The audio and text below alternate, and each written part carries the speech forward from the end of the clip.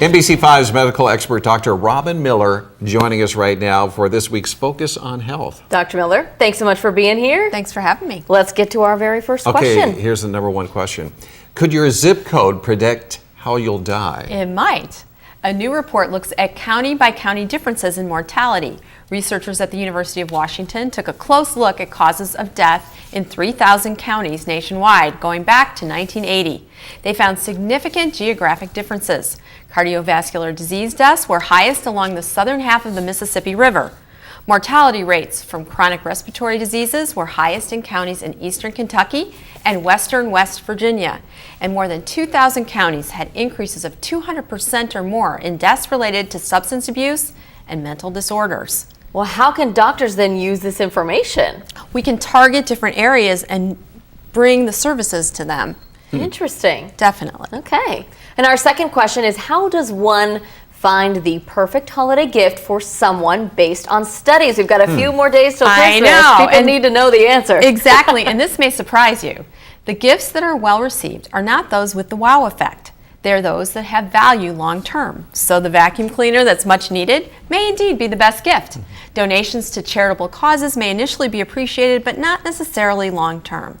A gift certificate for a massage will be. Ah, good to know. And why is this really good for our health? Because the holidays bring a lot of anxiety. Well, yeah. And this will help with that. Interesting. Okay. Take my tips. Yeah, well, you know what it is. It's the last minute shopping and the long lines, and you're just like, oh, I'm just stressed. A Yes. massage could all do us some good. Well, a massage, yeah, absolutely. Definitely.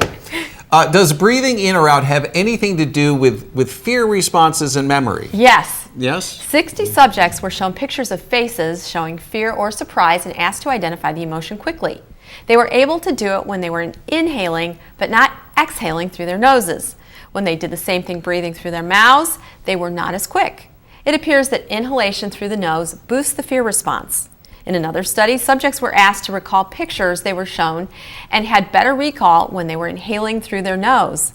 This effect disappeared when they were breathing through their mouths. Fascinating. So, what does this all mean?